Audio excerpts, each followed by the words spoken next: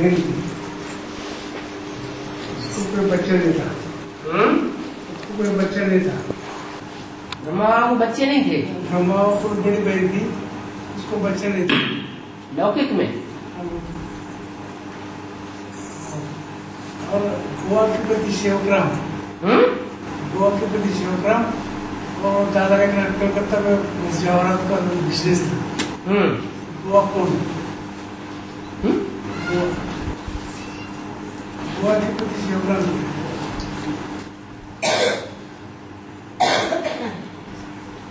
क्या पूछना चाहते हैं? मुरली खंडवाल में बाबा एक प्रश्न दिया है। तो ब्रह्मा बाबा का एक बड़ी बहन थी, जिसे कोई बच्चा नहीं था। बड़ी बहन को कोई बच्चा नहीं था? हाँ जी। तो बुआ का पति सेवाग्राम का और दादा देवराज का दोनों का जवाहर का बिजनेस था, कलकत्ता में था। ये बुआ कौन थी ये पूछ रहे, ये किसको बुआ थी? बुआ माना सेवाग्राम का पत्नी हो गई, पत्नी थी। ये बुआ किसको बुआ थी? बुआ तो उसको कहा जाता है जो बाप की बहन की बच्ची होती है ना, वो बुआ कहती है। वो पर्सनालिटी कौन थी, किसको बुआ थी? कलकत्ते में वो तो अभी भी बैठी है, निर्मल शांता दादी।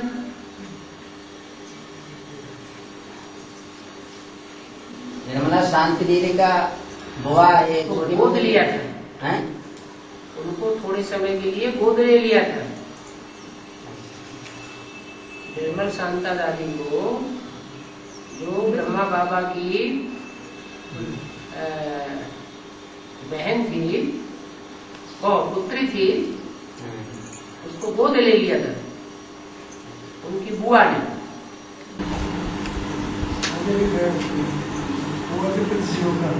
हाँ जी। भाई जो सेवाग्राम का जो पत्नी थी, वो पत्नी बड़ी मम्मी थी या छोटी मम्मी थी? ये दोनों में नहीं, जो छोटी मम्मी जो है ना 84 जन्म एक के साथ जाती है, वो प्रजापति के साथ, और किसी के साथ जाती नहीं है। तो आखिर में छोटी मम्मी जो है वो माता थी। एक बात ये है कि जो आदि में विष्णु होगा वो अंत में भी विष्णु स्वरूप होगा या नहीं? आदि सो अंत। तो यज्ञ के आदि में विष्णु का पार्टधारी प्रैक्टिकल आत्माएं कौन कौन थी? प्रैक्टिकल पार्ट बजाने वाली लक्ष्मी और जगदम्बा। दोनों विष्णु हुए कि लक्ष्मी नारायण को विष्णु कहा जाता है। अच्छा, एक छोटी माँ एक सेवाग्राम, दोनों माँ अगर इकट्ठी करी जाए तो उनको महालक्ष्मी कहेंगे या विष्णु कहेंगे? हाँ, लक्ष्मी तो कहेंगे। बात तो यहाँ विष्णु की हो रही है। तो विष्णु कौन था? विष्णु का स्वरूप कौन सी आत्माएं थी प्रैक्टिकल में? प्रैक्टिकल में एक छोटी माँ और एक प्रजापिता हमारे नारायण। लक्ष्मी नारायण आदि में थे, वही यज्ञ के आदि में फिर होते हैं।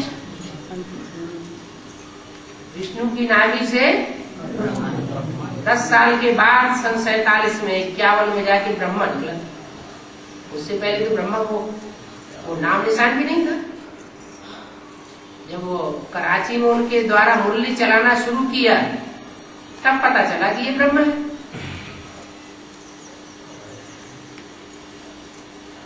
है।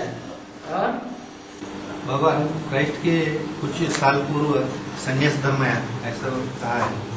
ये संन्यास धर्म तो क्राइस्ट के बाद है। वास्तव में बौद्धिक धर्म से ही संन्यास धर्म शुरू हुआ है,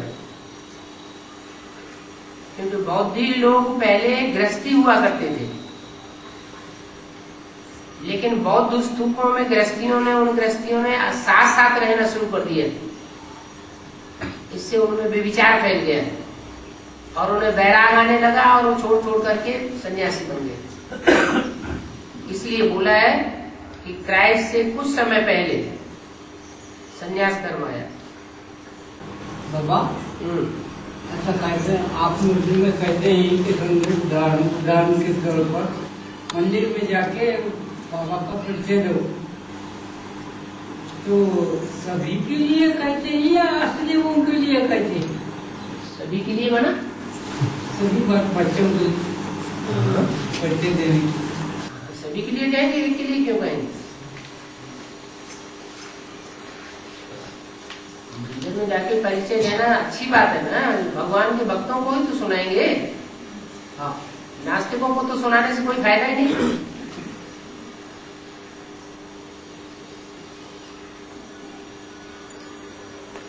बड़े बड़े अरबपति करोड़पति बैठे हुए हैं, उनकी बुद्धि तो धन कमाने में ही लगी हुई है, तो थोड़ी सुनेंगे।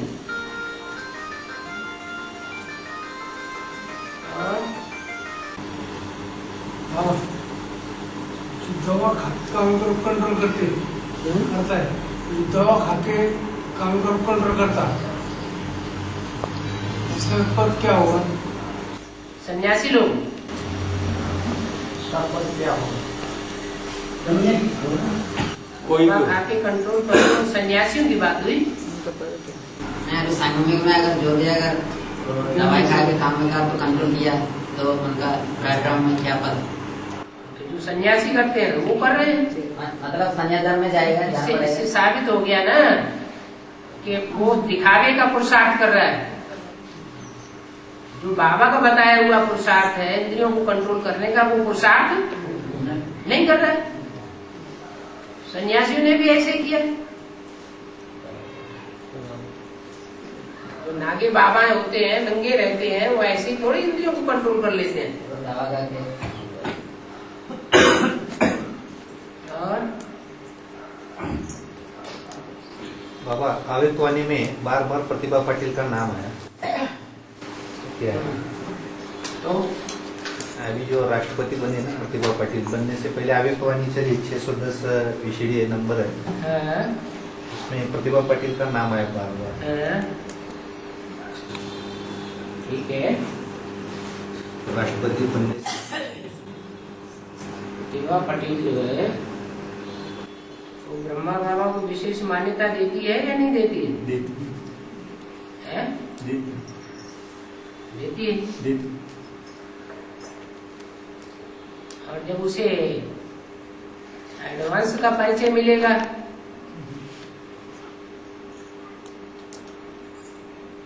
तो एडवांस की बातों को भी मानना पड़ेगा।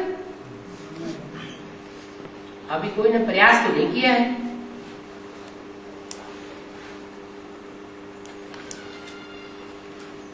है वो लौकिक रूप से राजस्थानी। कहाँ की है? राजस्थान, वो तो लौकिक बात हुई। वेद का अर्थ क्या हुआ? वेद में राजस्थान कौन सा है?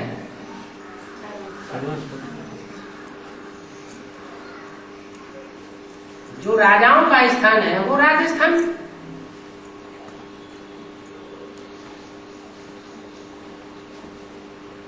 जो बोला है आगे चल के राजस्थान की संख्या अकूत हो जाएगी, बहुत बढ़ जाएगी ज्ञान में चलने वालों की।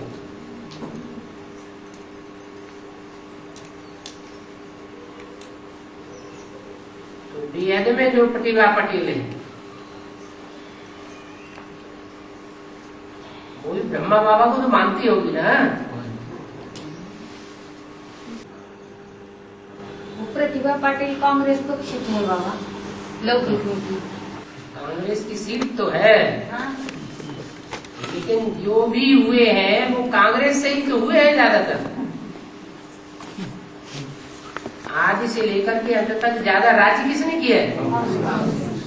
ये तो 5-7 साल के लिए अभी जनता पार्टी ढेंगा मुश्किल से बैठ गई।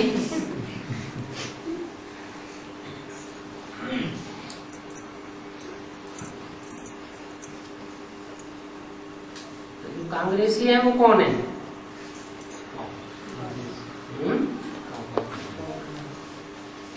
जिन्होंने कभी स्वर्ग बना नहीं पाया, उनके मुखिया क्या कहते थे? राम राज्य लाएंगे, लेकिन राम राज्य लाने की बजाय और क्या हो गया? और ही रावण राज्य हो गया। वो नरम दल के थे, कौन? कांग्रेस गांधी।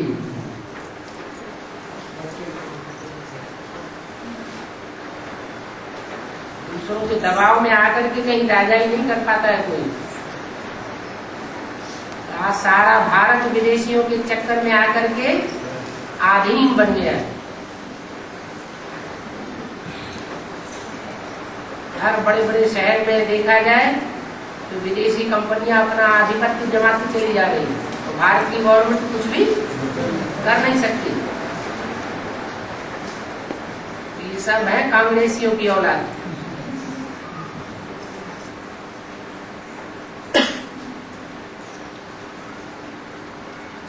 असली पार्टी तो फिर भी जनता पार्टी है।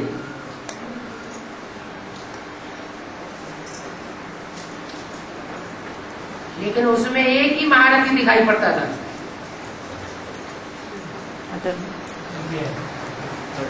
बाकी जैसे सब राम की सेना।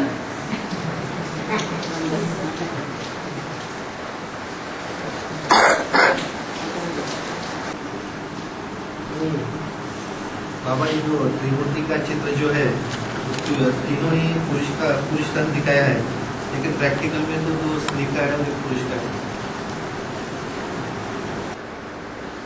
त्रिमूर्ति के चित्र में भक्ति मार्ग में तीनों पुरुष तन दिखाए,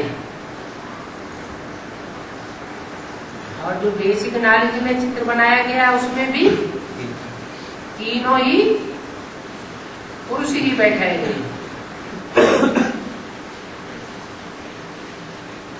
भक्ति मार्ग में ब्रह्मा की त्रिमूर्ति कही जाती है। बेसिक नॉलेज में भी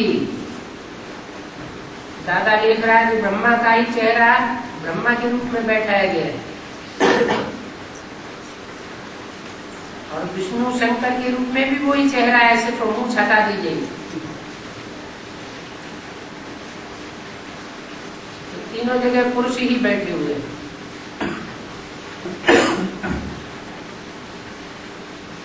वास्तव में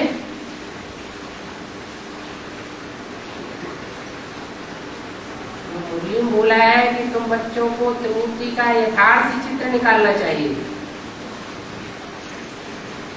त्रिमूर्ति का चित्र यथार्थ नहीं है, वरना तीन मूर्तियां जो सारे विश्व के ऊपर विजय प्राप्त करने वाली हैं, सारे विश्व के ऊपर जिन तीन मूर्तियों का डंका फहराएगा, उन मूर्तियों में से एक है ब्रह्मा, सो विष्णु। वो कौन सा ब्रह्मा है?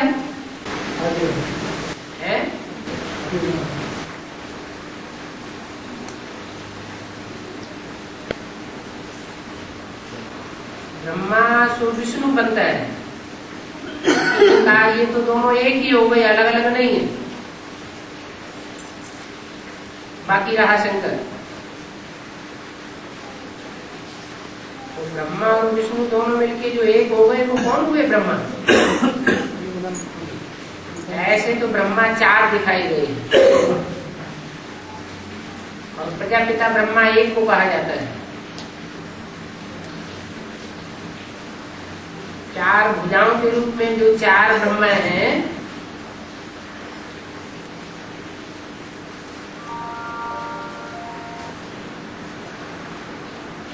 वो चलाने वाले नहीं है, चलने वाले हैं।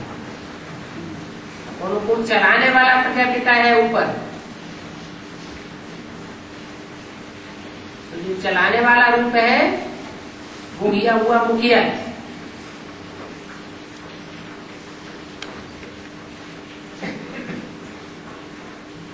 विष्णु रूप में भी वो मुखिया है।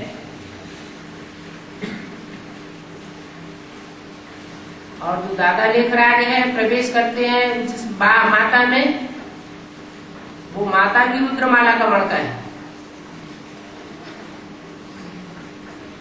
इसलिए स्वभाव संस्कार से पुरुष है। इसलिए वो भी पुरुष है।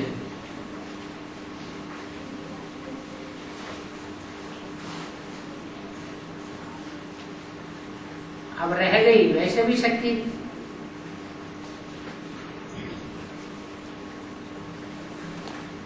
जो वैश्वी शक्ति है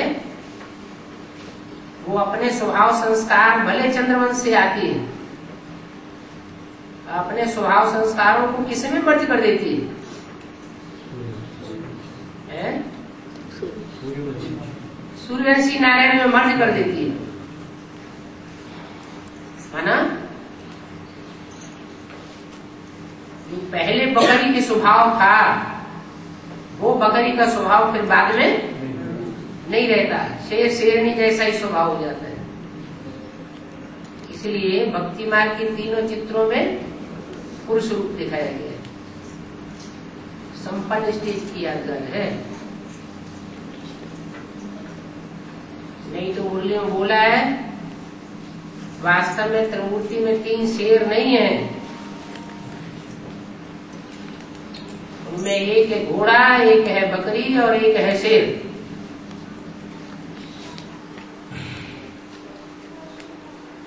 वो वर्तमान समय की यादगार। घोड़ा है मन रूपी घोड़ा ब्रह्मा,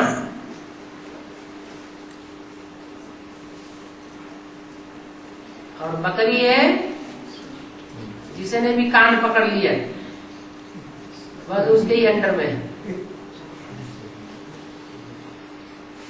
जब तक कान पकड़ में है तब तक उसके अंडर में है। फिर जो कान पकड़ ले तो बकरी दिखाया गया, लेकिन वो बकरी हमेशा बकरी नहीं रहती है।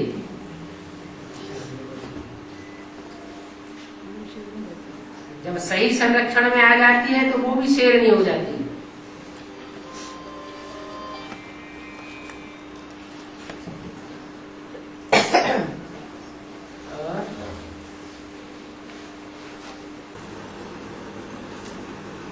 पपीते में आधे नर बीज और आधे मादा बीज होते हैं। आधे आधे की बात नहीं है। और कोई पपीता भी ऐसा आ रहा है उसमें बीज नहीं होता है। एक आध बीज तो होता है।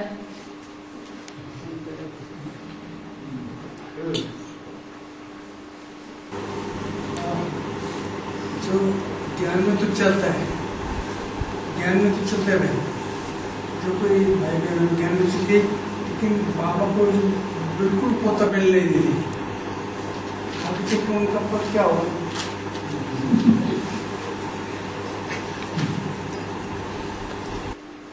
सुधार नहीं होगा।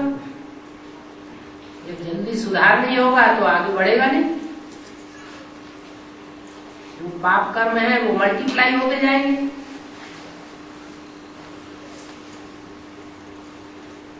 दिन दूना रात चौगुना बोझा चढ़ता जाएगा। उस पद कैसे बनेगा?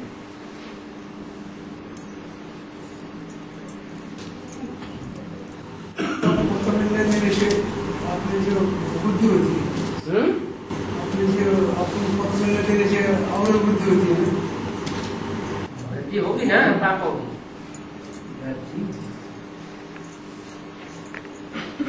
पाप किया और बाप को बताया नहीं तो पाप वृद्धि को ही पावेगा ना। ऊंच पद कहां से बनेगा?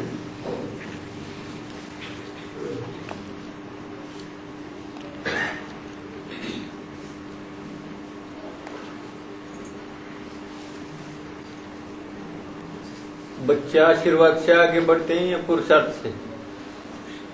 आशीर्वाद से भगत आगे बढ़ते हैं और बच्चे पुरुषार्थ से आगे बढ़ते हैं। जो आशीर्वाद मांगते हैं वो बाप के बच्चे ही नहीं है, भिखमंगे हैं। भीख मांगना करना भक्ति मार्ग में होता है। भक्ति आती है रावण से। रावण कौन? मुरली बोला जरूर कहेंगे ये गुरु लोग। तो भीख मांगना सिखाते हैं, खुद भी भीख मांगते हैं और अपने चेलों से भी भीख मांगना सिखाते हैं। और बाप क्या सिखाते हैं? बाप रास्ता बताते हैं सिर्फ, श्रेष्ठ पुरुषार्थ करने का रास्ता। ऐसा श्रेष्ठ पुरुषार्थ करेंगे तो यह बनेंगे लक्ष्मी नारायण। नहीं करेंगे, अपनी मनमत पर चलेंगे, मनुष्य मत पर चलेंगे,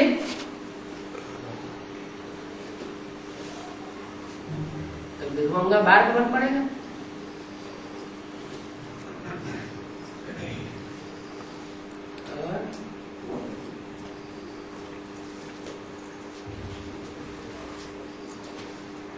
बेसिक नॉलेज में ये जो स्थिति पैदा होती जा रही है, वो क्यों पैदा होती जा रही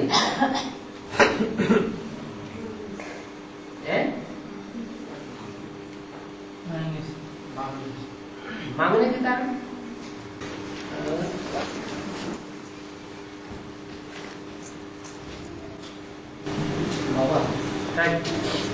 याद करते करते पूरी गहरी याद में चिपके हैं।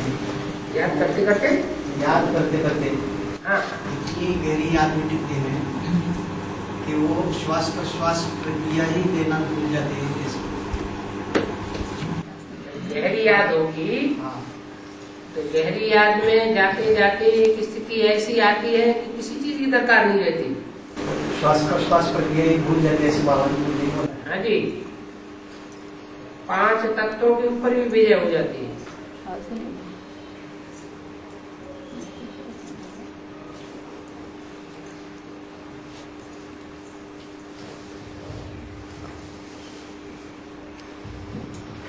इतनी भयंकर एटॉमिक एनर्जी का विस्फोट होगा, अंत में सारी दुनिया में बदबू भर जाएगी।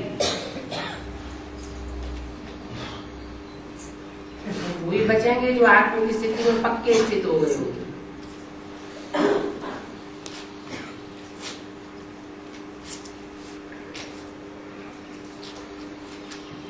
बाकी बाद में तो मूसलाधार बरसात होगी तो बदबू सारी हो जाएगी, ठंडी पड़ जाएगी। बाबा जयपुर हाईवे रोड पे एक बुलेट बाबा है, उसकी पूजा करते हैं लोग। जो बुलेट रखा हुआ है, परसों जी टीवी में दिखाया उसका, जयपुर हाईवे रोड पे है वो। उसको भगवान मानते हैं लोग उधर। बुलेट रखा हुआ है, बुलेट को हार वो डाल के उसकी पूजा करते हैं और उसको बुलेट बाबा बोलते हैं। मैंने बंधु बुलेट अपना जो ये रहता ना, गाड़ी चलाने वाली पुराने जमाने की गाड़ी है। पुरानी जमाने की जो बुलेट रहता ना, बुलेट गाड़ी का नाम बुलेट गाड़ी, दो चाहिए उसको टीवी में 2-4 दिन कंटिन्यू दिखाया तो 10 साल से पता चलते आया वो। इसका हार वो डालते हैं लोग, हार वो डाल के पूजा करते हैं उसकी, वो बुलेट गाड़ी। हाईवे रोड पे जाते होंगे तो वो जो गाड़ी पे ड्राइवर जो रहते ना, सब लोग उसकी पूजा करते हैं। कुछ आरटीओ नहीं पकड़ सकता, उसकी पूजा नहीं करे तो आरटीओ पकड़ लेता है। ऐसी भावना है लोगों की। आरटीओ लोग जो रहते ना, अगर उधर वो बुलेट की अगर पूजा नहीं करे तो आरटीओ आगे पकड़ लेगा, एक्सीडेंट हो जाएगा।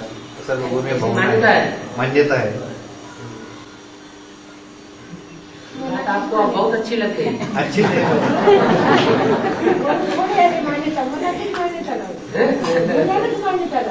उनको अच्छी लगी इसीलिए तुम बोल रहे हो।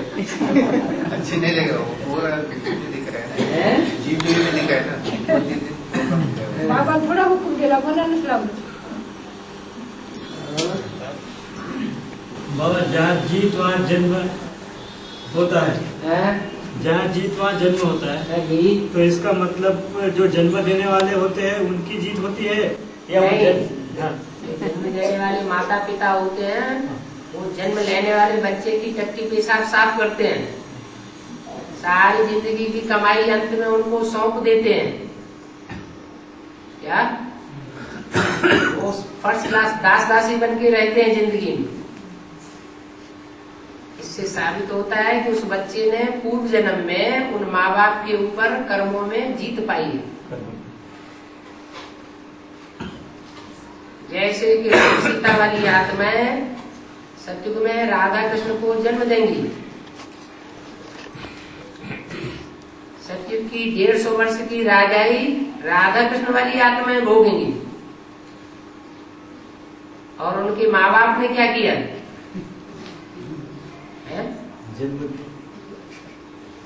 संगम युग में संघर्ष ही का संघर्ष किया ना। तो इसका मतलब हुआ कि यज्ञ के आदि में राधा कृष्ण की आत्माओं ने उन राम सीता वाली आत्माओं के कर्मों पर जीत पाई थी। ऐसे ही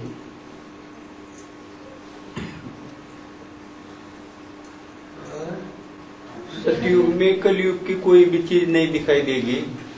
ठीक है, सतयुग में सब कुछ सच्चा ही सच्चा होगा, कलयुग में सब झूठा ही झूठा। अब इतना अंतर 30-35 साल में कट जाएगा। जब विनाश होगा तो क्या नहीं अंतर हो जाएगा। अभी कलयुग अंत आने के लिए कई साल लग गए ना, अभी 30-35 साल में अभी कहाँ अंत है? अभी भी तो कलयुग का अंत आ ही रहा है।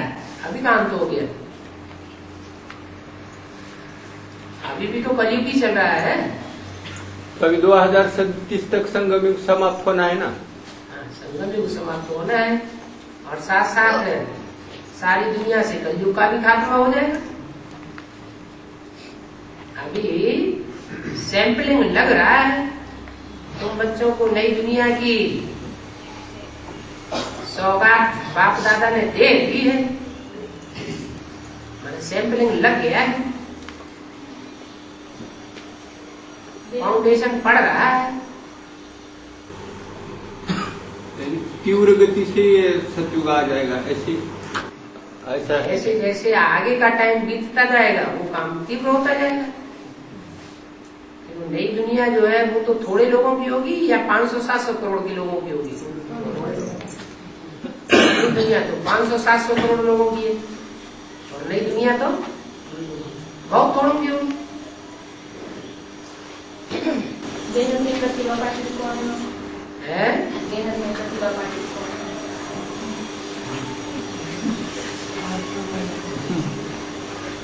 वेद में प्रतिभा पाटिल वो है जो राजाओं के स्थान की हो। राजाओं का स्थान है ही राजस्थान।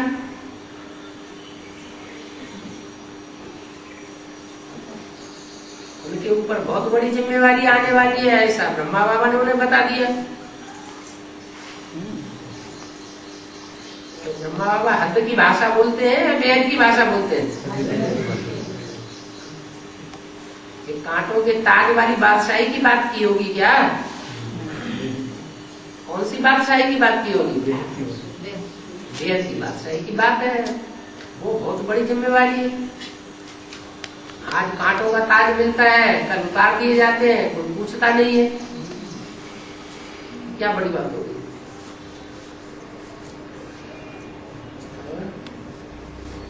बाबा ये कोहिनूर का हीरा एक वार्तालाप में बोला है, राजा रणजीत सिंह के पास था, उन्होंने अंग्रेज को दिया भेंट में और वो बातचीत चल रही है, वो वापस भारत में आएगा तो उसके आने की बेहद में शूटिंग कैसे होगी? अभी बाप दादा विदेशी बन के पार्ट बजा रहे हैं कि स्वदेशी बन के पार्ट बजा रहे हैं? विदेशी। बाप विदेशी बन करके आया हुआ है। तो जो बाप विदेशी बन करके आया हुआ है वो विदेश का हुआ या स्वदेश का हुआ? क्या कहेंगे उसे? विदेश का ही है। लेकिन विदेशी बनकर आए हुए हैं, इसके अंदर क्या बात छुपी हुई है? विदेशी है नहीं, नाटकबाजी चल रही है। तो जैसे वो जड़ हीरा है, दुनिया का इतना बड़ा बेशकीमती हीरा है जिसकी आज तक कोई ने कीमत नहीं नहीं आंक पाई। ऐसे ही चैतन्य हीरा है, नाम ही जिसका रखा हुआ है ड्रामा प्लान अनुसार भक्ति मार्ग में, वो कौन है? नूर, हीरा।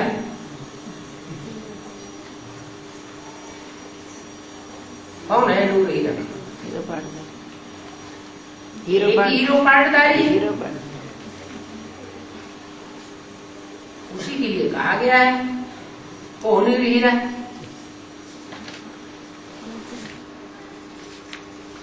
और हर धर्म का, राज्य का फाउंडेशन किस आत्मा के द्वारा डाला जाता है?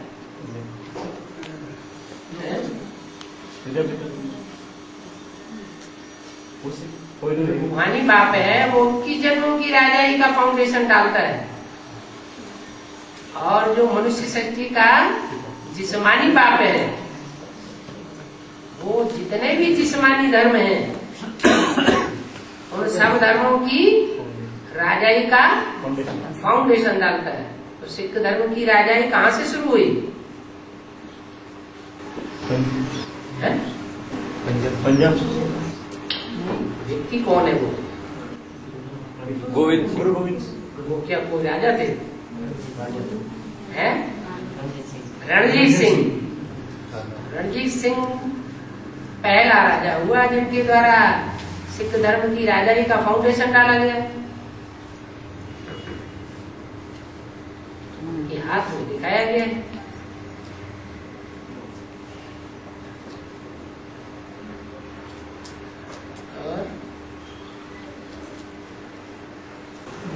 ब्राह्मणों की दुनिया में भी, सिख की दुनिया में वो जिस्मानी धंधा शुरू कर दिए। बड़े बड़े मकान लगा दिए। मेरा बाबा के नाम से ट्रस्ट बना करके बड़े बड़े दुकान बम्बई में लगा दिए। ऐसे जिस्मानी शुरू कर रहे हैं पेट के लिए। कुछ भी शुरू कर रहे हैं उसमें फाउंडेशन में श्रीमत, मनमत या मनुष्य मत है, वो देखना है। मुरली में तो ये कहा है तुम बच्चों को रजिस्ट्रेशन नहीं कराना है। उनकी भ्रष्टाचारी गवर्नमेंट, हमारी शिष्टाचारी गवर्नमेंट, हम भ्रष्टाचारी गवर्नमेंट से अपने को रजिस्टर्ड क्यों कराएं? फिर हमें उनके अंडर में चलना पड़ेगा। तो इसका मतलब क्या हुआ कि वो कौन सी गवर्नमेंट के अंडर में, अंडर दी कंट्रोल आ गए? नहीं, भ्रष्टाचारी गवर्नमेंट के कंट्रोल में आ गए। वो स्वर्ग स्थापन नहीं कर सकते। पैसा कमा सकते हैं, धनवान बन सकते हैं, लेकिन वो धन ईश्वरीय सेवा में काम नहीं आएगा।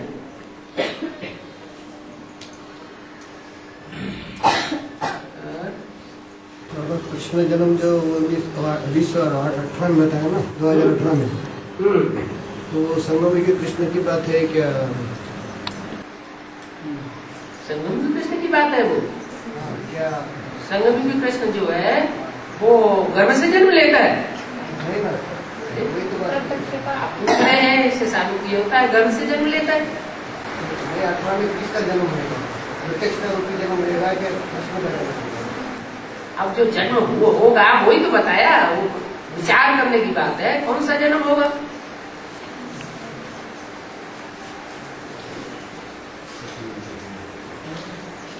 जो संगम युगी कृष्ण है, संगम युगी राधे है, वो कोई एक माँ बाप से जन्म लेंगे या अलग अलग माँ बाप से जन्म होगा? सतयुग में लेंगे वो जन्म। हाँ, एक माँ बाप से जन्म होगा, वो तो नई दुनिया की बात है। और जो संगम युगी कृष्ण की बात है, जिसके साथ कंस दिखाया गया है, वो संगम युगी दुनिया की बात है। दोनों का वंश अलग अलग है। राधा चंद्रवंशी, चंद्रवंशियों में राधा पलती है, सूर्यवंशियों में कृष्ण पलता है। सूर्यवंशी कृष्ण तो चंद्रवंशी राधा के यहाँ जा न सके, तो बड़ी भारी मुझ हो गई है कि आखिर ये दोनों मिलकर के एक कैसे होंगे। नई दुनिया में तो एक ही वंश होगा, दो वंश तो होंगे नहीं, दो राजा ही हैं तो वहां होंगी नहीं। तो आखिर ये मुझान कैसे दूर होगी?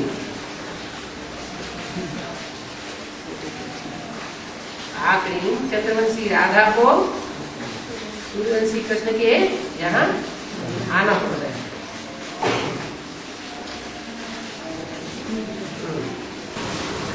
संगमेली कृष्ण का जन्म पहले हुआ था। संगमेली कृष्ण का जन्म संगम युग आगे या सतयुग आगे? पहले कौन सा युग है? जो आगे है वो आगे होगा, जो पीछे है वो पीछे होगा।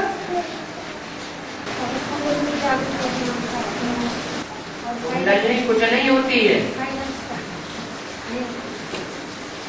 जो स्त्री और पुरुष की ऊर्जा शक्ति होती है, वो शक्ति जब ऊपर जाने की अभ्यासनी हो जाती है तो उसको कहते हैं कुंडली शक्ति जागृत हो गई।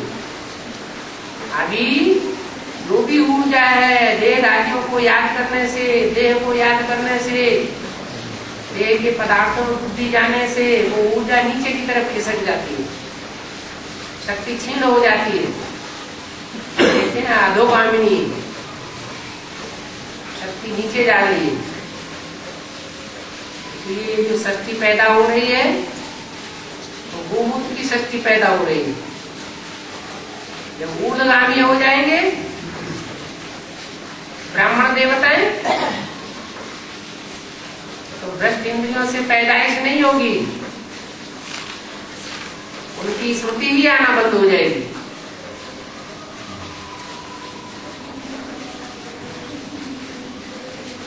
सारी शक्ति का संचार ऊर्ध्व रेता हो जाएगा।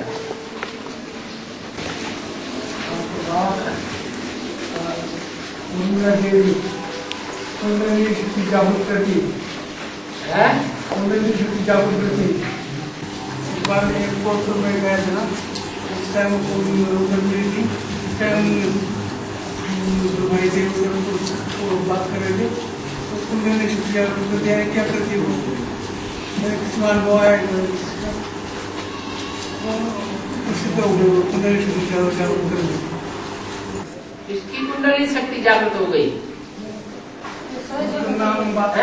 सहयोगी लोग उनकी कुंडली शक्ति जागृत हो गई। सुनी सुनाई बातों से भारतवासियों ने दुर्गति तो नहीं पाई।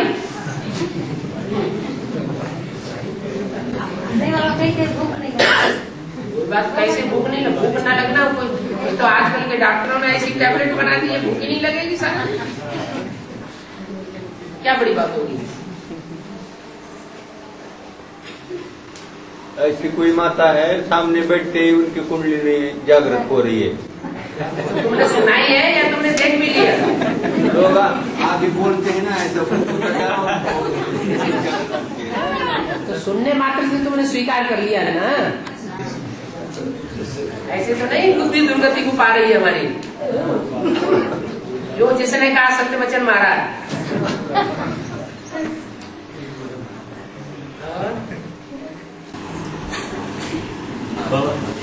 जब ब्रह्मा की आत्मा प्रजापिता के शरीर में प्रवेश इतने सालों से करती है तो प्रजापिता के संपर्क से वो बीज स्टेज को पकड़ लेती है।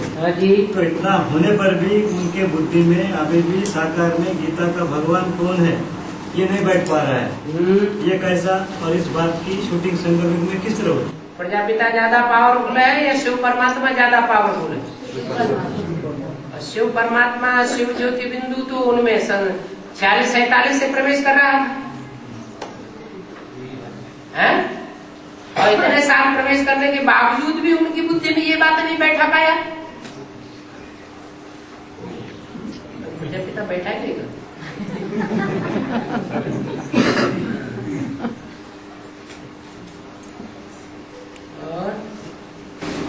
और खारा पानी और मीठा पानी ध्यान से क्या मतलब? सागर खारा भी और सागर मीठा भी, परंतु नदियां मीठा पानी बहाती है।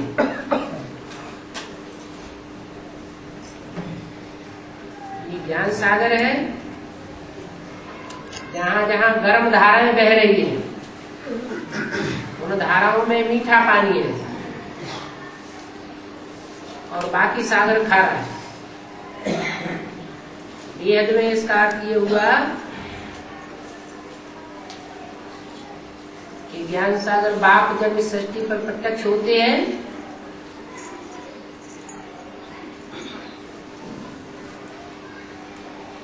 तो मीठे पानी की धाराओं के रूप में थोड़े बच्चों के सामने प्रत्यक्ष होते हैं। एडवांस पार्टी के मुट्ठी भर बच्चे उनको वो बातें बहुत मीठी लगती थी और वही बातें और दुनिया वालों को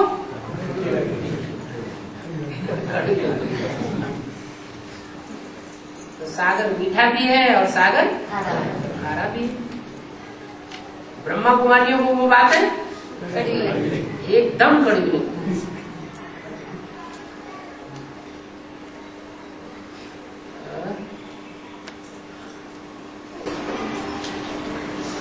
बाबा जो मन बुद्धि से काम कर को इसी चिंता काम कर को छिपाता मन बुद्धि से उसका आगे चलने पर क्या होगा और जो मन बुद्धि से नहीं कर पाता उसका आगे चलने पर क्या होगा। मन बुद्धि से विकार पर जीत पाएगा वो स्थूल कर्मेंद्रियों से जीत नहीं पाएगा है? मन और बुद्धि को ही जिसने कंट्रोल कर लिया तो स्थूल कर्मेंद्रियों को कंट्रोल नहीं कर सकता है?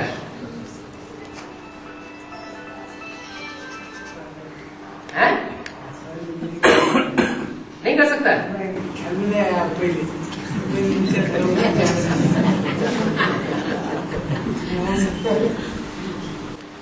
मुगालते में तो नहीं आ गए।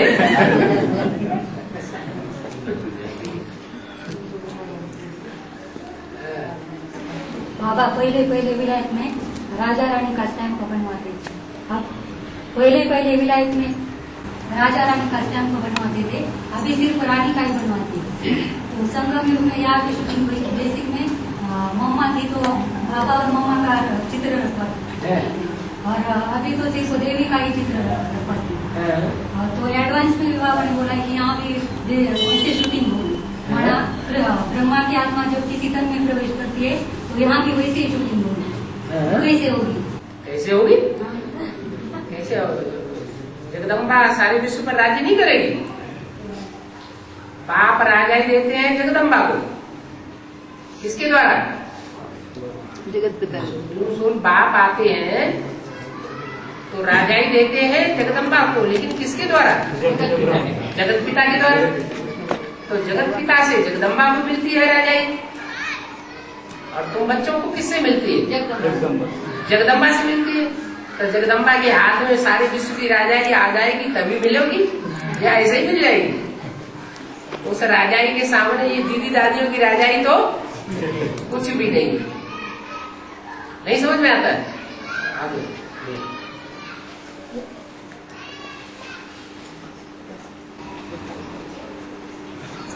दूसरा पॉइंट है अकबर के दरबार में मुगल गार्डन बनाया था। वहाँ बहुत अच्छे फूल थे। यहाँ भी राष्ट्रपति भवन में गार्डन बना हुआ है तो वहाँ भी बहुत अच्छे फूल है। इसका बेल किया था। ये है कौन सी गवर्नमेंट? कांग्रेस गवर्नमेंट है ना। जो भी कांग्रेस गवर्नमेंट बनी है वो बात बहुत बनाती है। राम राज्य स्थापन करेंगे, राम राज्य स्थापन करेंगे और बजाय राम राज्य के रावण राज्य ही बनता चला जाता है। तो वहाँ मुगल गार्डन बनना कोई बड़ी बात हो गई क्या? किसका गार्डन है? मुगलों का।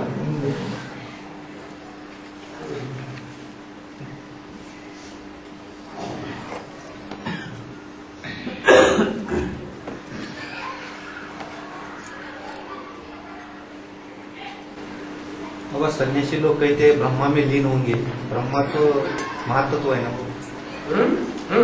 सन्यासी लोग कहते हैं हम ब्रह्मा में लीन हो जाएंगे। ब्रह्म तत्व है, जड़ तत्व है, चैतन्य तो नहीं है। ब्रह्मा को शिव बाबा कहते हैं कि ये ब्रह्मा तो बेबी है, बेबी बुद्धि है, इसका मतलब इसकी अकल इतनी चलती नहीं है। जैसे बच्चे की बुद्धि होती है वैसे इसकी बुद्धि है। जो सन्यासी लोग होते हैं उनको ब्रह्मा ही प्रिय है। उनकी आखिरी मंजिल कौन सी है? कालीन हो जाएंगे, ब्रह्मलिंग स्वामी बन जाएंगे, ब्रह्मा में लीन हो जाएंगे बस। और हमारी एमार्जेंट क्या है? हम ब्रह्म में लीन नहीं हो जाएंगे, लेकिन जो ब्रह्मा का भी क्रिएटर है उसको पहचाने और पहचान करके उसके लव में लीन हो जाए। क्योंकि आदि में ब्रह्मा को भी रचने वाला कोई था या नहीं था? था।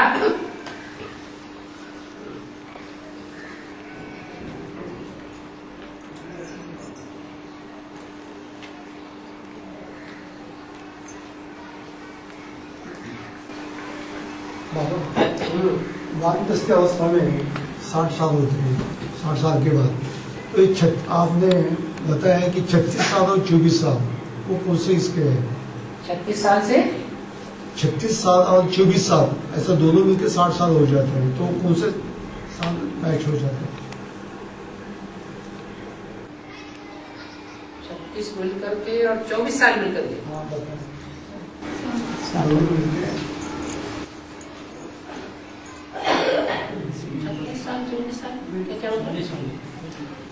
वानप्रस्थ अवस्था BCD 462 में बता दिया है कि वानप्रस्थ अवस्था 36 साल और 24 साल ऐसा दोनों मिलकर वानप्रस्थ अवस्था बताई है। तो कौन से 36 साल और 24 साल कहने का मतलब प्रश्न? आदि ब्रह्म के इसमें आदि ब्रह्मा प्रजापिता ब्रह्मा, प्रजापिता ब्रह्मा सन 36 से 60 साल का, 60 साल और वो 40 साल और ऐड किए तो सन 76 आता है। उस समय ब्रह्मा की 100 साल आयु पूरी होती है। उसकी दुख की स्टेज खलास हो गई मन बुद्धि से। ब्रह्मा 100 वर्ष की आयु में खलास हो जाता है, मृत्यु लोक उसका खत्म, कौन सा लोक शुरू? अमर लोक शुरू हो जाता है। माना सन 76 से और आत्माएं निश्चय के जन्म मृत्यु के चक्र में चलेंगी, लेकिन वो आत्मा निश्चय के चक्र में नहीं आती है। हाँ। और बाबा ने एक वार्तालाप में बोला बाबा कि जो संगम युग पर राजाएं चलाते हैं उनको 21 जन्मों में कोई राजाएं नहीं मिलती है। कोई राजाई क्यों नहीं चलाई? थोड़ी राजाई चलाई, कोई ने ज्यादा राजाई चलाई, कोई ने 100% राजाई चला के भोग ली, तो अंतर नहीं पड़ेगा। राजाई तो चलाई संगम युग में, लेकिन थोड़ी राजाई चलाई, उसको कुछ तो उजूरा मिलेगा।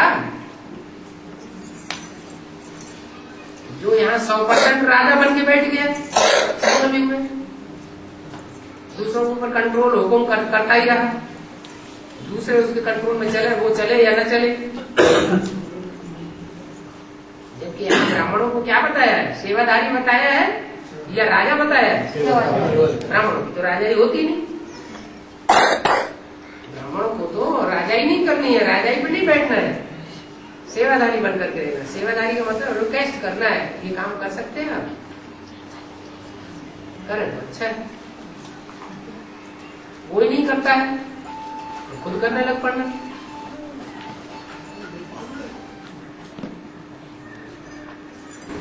बाबा ऐसा बोला है कि बाप और बच्चे की प्रत्यक्षता साथ साथ होती है, एक साथ होती है। इसका मतलब ये तो नहीं कि राम बाप और कृष्ण बच्चे की प्रत्यक्षता एक ही साथ हो सकता है?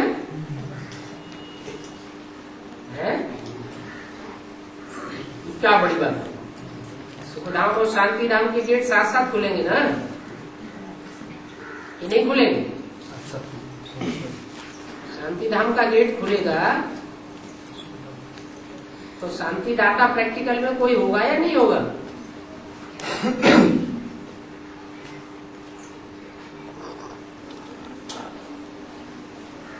सुखधाम का गेट किस तरह खोलते हैं? ब्रह्मा द्वारा।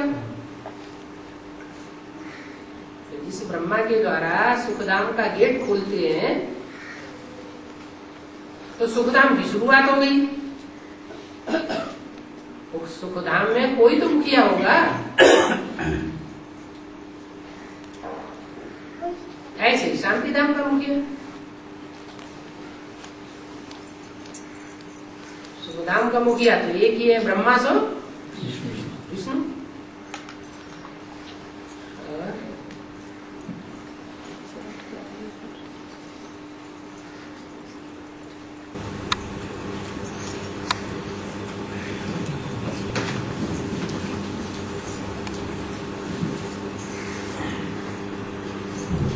ऐसा बोला है बाबा कि संगम युग कब तक, जब तक शिव पतित तन में साकार निषेध कर तक, ऐसा बोला है।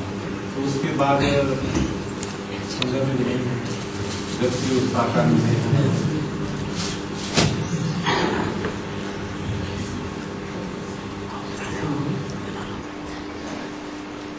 संगम युग कब तक? जब तक शिव पतित तन में, पतितन कामी कांटे में शिव साकार होते जब तक, जब संपन्न स्टेज में हो जाएगा शिव बाबा।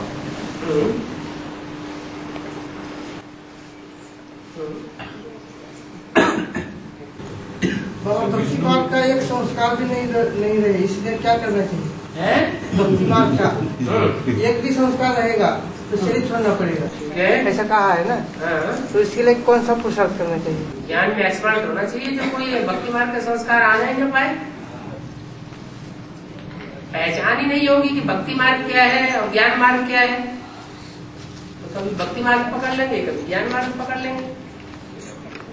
पहचान होनी चाहिए, पहचान माना ज्ञान। जो ज्ञान में जितना जास्ती तीखा होगा उतना भक्ति मार्ग को नहीं आने देगा, भक्ति मार्ग की बातों से दूर रहेगा।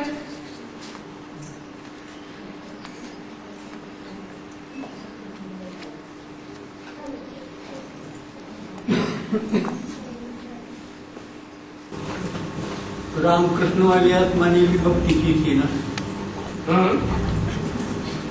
कि नहीं की? सबसे जास्ती भक्ति की होगी है? जो सबसे जास्ती भक्ति करेगा वो सबसे जास्ती ज्ञान उठावेगा। जो सबसे जास्ती अव्यभिचारी भक्ति करेगा वो सबसे जास्ती अव्यभिचारी ज्ञान उठावेगा। क्या पहले 5 बजे मूर्ति गई थी ना, उसका सुना कि तीसरी मूर्ति प्रत्यक्ष होने पर टॉयलेट का बोर्ड लगेगा। क्या प्रत्यक्ष हो? तीसरी मूर्ति प्रत्यक्ष होने प्रत्यक्ष होने के बाद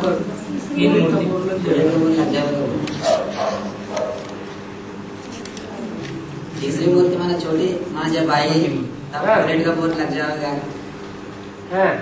यही पूछ रहे। टूलेट का बोर्ड सन 76 में नहीं लग गया?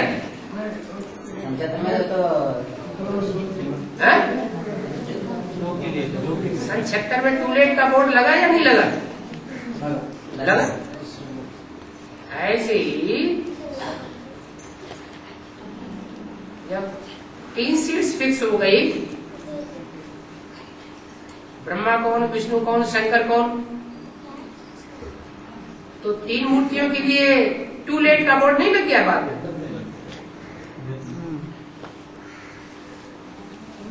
ऐसे ही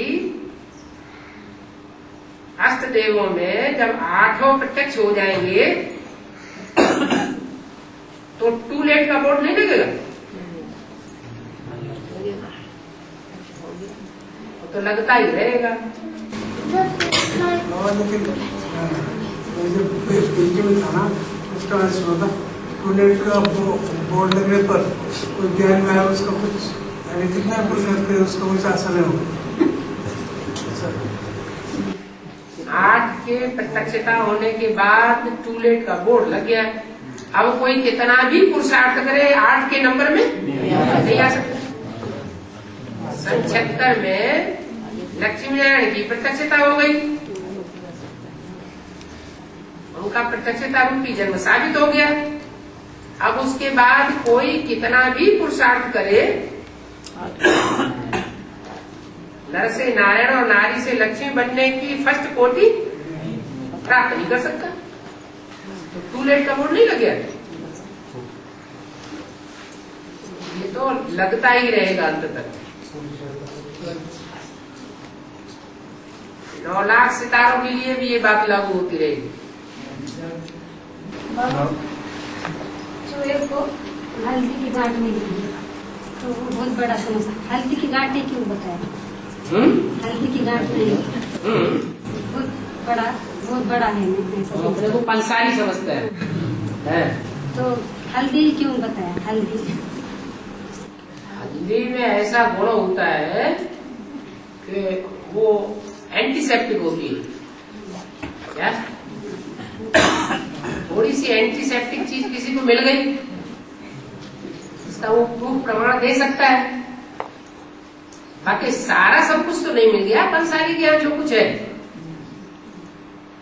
पंसारी की दुकान में और जो भी माल भरा हुआ है वो सारा तो नहीं मिल गया, लेकिन अहंकार में आ गया ये ज्ञान हमारा है। और कोई ऐसे होते हैं जो दूसरों को ज्ञान सुनाते हैं तो बड़े अहंकार में आकर के सुनाते हैं। उन्हें ये भूल जाता है ये ज्ञान हमको भी कोई देने वाला कोई दूसरा है। हमको भी शिव बाबा ने दिया है, हमारे पास नहीं था ये ज्ञान।